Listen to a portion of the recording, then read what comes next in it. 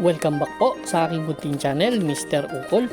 Nandito na naman po ang inyong lingkod para magbigay ng tips at giya para po sa araw ng Linggo, October 13, 2024. Presenting the 23rd Club Don Juan de Manila Racing Festival 2024 Philracom at yung PCSO Silver Cup. Yun ang main event. Meron tayong 11 karera no sa araw ng Linggo. Shoutout tayo. Shoutout po kay Chong Boy. Kay Chong Boy, kay Anton, at dun sa owner ng Dangay OTB, si Mr. Rolly, pagbati galing kay Boss Chris Garcia, Willie File, Albert Villaflor, Eric Grimaldo, pagbati galing kay JR Kabansag, Bobby Salsos, shoutout, Ramon Carpio ng Tondo, at dun sa mga kabakas ko, Louis Alcober, Boss Carmelo Full Control Garcia, Sir Jojo de Los Santos, Alpha J Alpha Hora, at kay Boss RB Bora and Boss Gilbert Lumuntad, shoutout sa inyo lahat. Start na po tayo. Race number 1 po, ito po yung ating first Pick 5 event, covers races 1 to 5. Ito po yung Pagcor Golden Girls Stakes Race. 5 kalahok tayo dito, 1,600 meters na distansya. Simulan na po natin. Ang first choice ko po dito yung number 5 na si Red Queen. Actually si Red Queen, last run nito last September 22. Segundo to kay Beautiful Yana, tala ng 126. Para sa akin kasi yung di bandera kapag tumakbo ng milya medyo may slight advantage. Yun ang basa ko. Second choice ko yung Pharaoh's Treasure na matagal ang bakasyon. Last May 12 ang huling takbo nito, doon kila Prime Factor, Perfect Delight. 141 ang tinala sa milya nito, 141 and a half. Kaya race number 1 po, ang first choice, number 5, Red Queen. Second choice, number 2, Pharaoh's Treasure. Good luck po. Race number 2 na po tayo, bayang kararista. First winner take all event natin, covers races 2 to 8. Meron tayong siyam na kalahok. Distansya po, 1,400 meters. Congressman Juan Miguel Mikey Arroyo. Itong sponsored race. Dito ang first choice ko, number 1 na si Lemon Bell. Actually, galing sa dalawang sunod na segundo to si Lemon Bell kay Ombre. Nag-average ng 1.27. May tulin, may remate. Change jack ito from JM Storke to Pati Dilema na. Yan po ang aking first choice. Second choice ko dito yung Amor My Love na may 1.27.2 sa 1,200 meters. Ito galing ang stable din. Sunod-sunod ang panalo ng stable na to, kaya nasa punto tong kabayo na to. Ang magbibigay akong third choice yung number 7 na si My Dad Bogart to. Palaging giant killer to. May 1.27 rin sa 1,400 meters. Kaya race number 2 po, ang first choice number 1, Lemon Bell. Second choice number 2, Amor My Love. Third choice number 7, My Dad Bogart. Good luck po. Race number 3 na po tayo, bayang kararista. First Pick 6 event, covers races 3 to 8. Dito meron tayong 11 kalahok, but 10 in betting options lang. Ito na po yung ating 2024 Philracom PCSO Silver Cup Race. 1,800 meters po ang distansya nito Dito ang first choice ko yung number 1 na si Bashero. Although galing lang to sa maiksing panalo dun sa 4-year-old sprint race, nanalo to. Nagtala ng 57.6 ang tinalo nito sila Gusto Mucho. Actually nakapigil lang to dun sa laban na yun. Pero merong credential siya ng first leg and second leg winner ng 2022 Triple Crown. Gusto ko to. Nanalo to nung 1,800 meters yung second leg nun. Banderang tapos. Tingin ko, matured na yung kabayo. 5-year-old na eh. Pag nauna to, baka bumalik yung buti nito. Talagang napakahusay nito. Yan po ang first choice ko. Second choice ko, veteran campaigner. Number 8, Don Julio. Si Don Julio last August 18. Ang tinalo naman ito si Diversity. 1.39 sa milya. Same rider na sasakay. Nanalo yan nung AP Reyes Memorial Race eh. Galing nung chinempo niya. 1.39 sa milya. Third choice ko yung number 7 na si Jungkook. Ito huling panalo nito. Classic race. Doon sa Commissioner's Cup. Last March 31. Nanalo to. 153 ang tinala sa 1,800 meters. Kaya race number 3 ang first choice ko. Bashiro, number 1. Second choice number 8, Don Julio. Third choice number 7, Jungkook. Good luck po. Race number 4 na po tayo bayang kararista.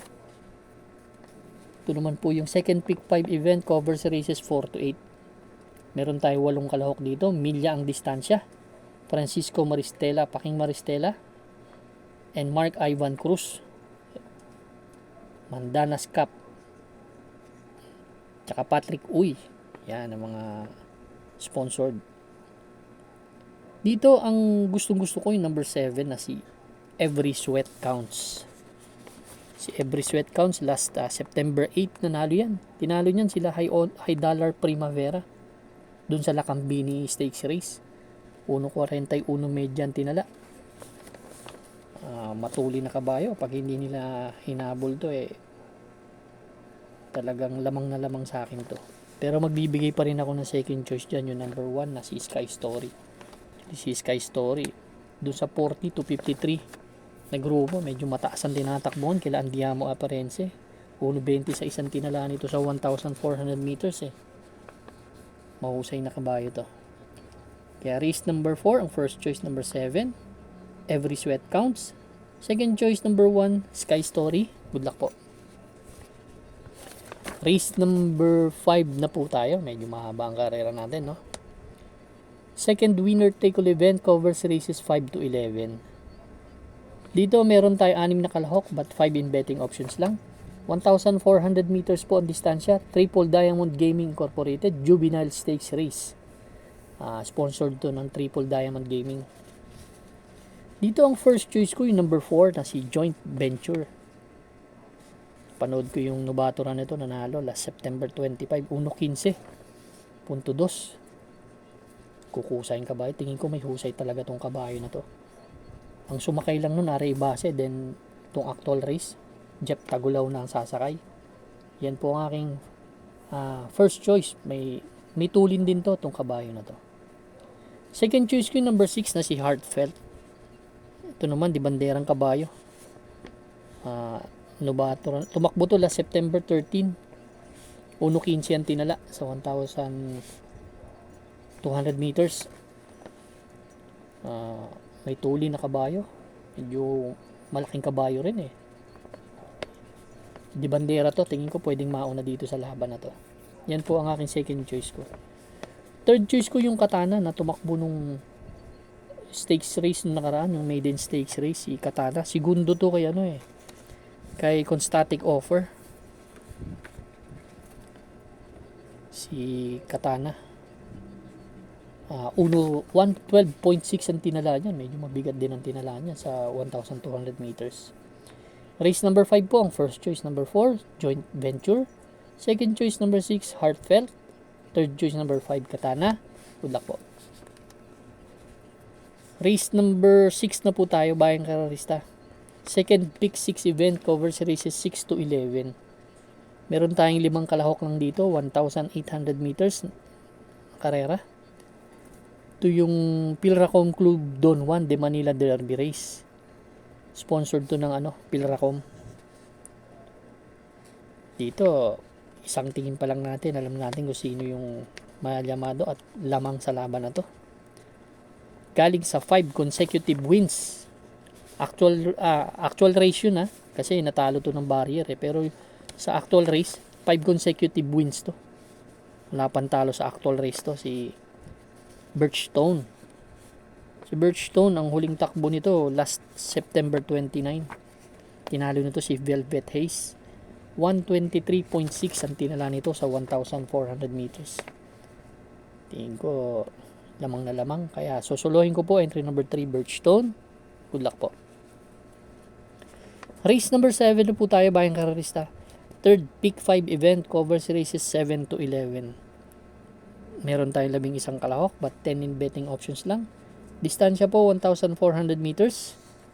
High gain feeds trophy race ta. Ito para sa akin ito yung anybody's race. Halos talaga lahat may panalo dito, no. First choice number 3 si Joe Ex Machina. Nakikita ko walang ganun masyadong katulin eh. Di banderang kabayo to, baka makasolo sa harap.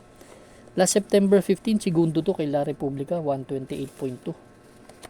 From Onyok Garcia to JT Pabilik ang sasakay bukas. Yan po ang first choice ko. Second choice ko yung number 1 si Antonio de la Mugis. Si Antonio de la Mugis naman galing sa panalo to. Last October 5, 129 in a fraction, si Advance Party ang tinalo. Ito, may isang bigla din tong kabayo na to, kaya gustong gusto ko to eh. Ang third choice ko yung number 8 na si Monrobian Bell. Monrobian Bell last October 2, segundo to kay Lucky Julian, nagtala na 1.15 pero may 1.28 medya din yan sa 1,400 meters. Ito namang kabayo na to, pwedeng isunod, pwedeng pa rin matiin. Kaya race number 7 po, ang first choice number 3, Days Ex Machina or Joe Ex Machina. Second choice number 1, Antonio de la Mugis. Third choice number 8, Monrobian Bell. Good luck po. Race number 8 na po tayo bayang karerista. Peak 4 event covers races 8 to 11. Dito naman meron tayong 11 kalahok but 10 in betting options lang. Ang first choice ko po dito yung couple entry Megan Maxine and Heroes Del 96. Si Megan Maxine, no, galing sa panalo to last October 2 lang. Si Louis Bill ang tinalo nito, 128 ang tinala sa 1,400 meters. Itong kabayo na to pwedeng bandera, pwedeng dinamate, medyo flexible, kaya yan po ang first choice ko. Yung Heroes Del 96 last September 25, segundo yan kay Hook Ondaran, 113.8 ang tinala, same rider ang sasakay. Tingin ko isang matulin at isang deremate. Magandang kombinasyon sa couple entry yan. Second choice ko si Distant Thunder. Ito magaling to pag may premium karera. Malaking kabayo to. Pwede ring bandera, pwedeng remate. Kaya para sa akin ang ganda ng post position. Yan po ang second choice ko. First choice 5 and 5A, Megan Maxine and Heroes Del 96. Second choice number 8, Distant Thunder. Good luck po. Race number 9 na po tayo, bayang karerista. Ito naman po yung last extra double and last daily double plus 1 natin. Meron lang tayong 5 kalahok dito. Milya ang distansya, 1,600 meters. Ito naman po yung Magic Millions Australia Stakes Race, sponsored by Magic Million Australia. Ito, nakikita ko tong karera na to. Pwedeng mauna dito si Daily Burn. Actually, may slight edge sa akin to si Daily Burn. Si Daily Burn, huling takbo nito last September 22. Doon kila Andiamo Eperense, nagtalato ng segundo to dun eh. Nagtalato ng 124.4 sa 1,400 meters po. From Kelvin Abobo, ibabalik na kay Sarate. Kasi si Sarate nagpanalo niyan last September 8. Nagtala ng 125.2. Bibigat ng mga nakakalaban nito eh.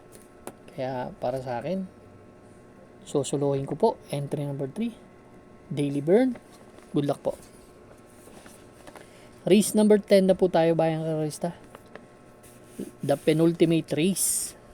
Meron tayong 5 kalahok dito. Distansya po 1,400 meters. Equine International Air Freight Stakes Race. Itong karera na to, no? 1,400 meters. Ang first choice ko po yung number 2 na si Velvet Haze. Si Velvet Haze naman, segundo to dun kay Birchstone last September 29. Nagtala na 125.8. Medyo tingin ko kinulang tong kabayo na to. Pero napakahusay naman kasi nung nakalaban. Tingin ko kung maglulutyahan sila dito, Senshi Spirit, Eye in the Sky, Alegna pwede silang rimatihan ito. Velvet Haze, gandang kabayo rin ito. Pero maganda yung post position ng uno. Ang second choice ko yung uno, yung Senshi Spirit. Pwedeng mauna si Senshi Spirit last September 22, pang-apat to dumating dun 125 in a fraction ang tinala nito. Tingin ko ang may air ito 13, 21, medya 22. Ganda ng post position. JB Hernandez, kung hindi nila hahabulin pwede rin silang tapusin. Kaya race number 10 ang first choice, number 2 Velvet Haze, second choice number 1 Senshi Spirit. Good luck po. Race number 11 na tayo, bayang karerista. Last and final race for the Club Don Juan Racing Festival. Bukas, araw ng linggo. Last extra double, last daily double, last winner take all. Pick 6, pick 5, pick 4. Paratingan na to. Dito meron tayong 12 kalahok. 13 but 11 in betting options. 1,400 meters na distansya. Okada Manila Cup race to. Dito ang first choice ko yung number 12 na si Sandigan. Si Sandigan tingin ko nakakita na ng magandang laban para sa akin. Post position wise, nasa labas. May tuli na kabayo. Mabibigat yung grupong nilalabanan. Bill Jordan nakarang kalaban ito last October 5. Tercero dumating to, 127.8. Tingin ko walang masyadong matulin. Pwedeng umalis ng segundo or kumuha ng harapan. Si Eyasaki, yan ang medyo may tulin na nakikita ko. Tingin ko malaki ang panalo nito. Sandigan, yan po ang first choice ko. Second choice ko yung galing sa panalong Jubilum. Last October 6 nanalo to si Jubilum, 127.2 tinala. Tinalo nito sila Family Affair dun sa 16-21 split na grupo. Actually, ang laki ng binabani ang Sandigan dito. Galing sa 28-30 na yung kalaban. Mga 22-27 na 16-21. Kaya yan po ang second choice ko yung Jubilum. Kaya itong last race number 11. First choice number 12, Sandigan. Second choice number 1, Jubilum. Sana po mag-enjoy kayo sa Club Don Juan Racing Festival. Good luck po and stay safe.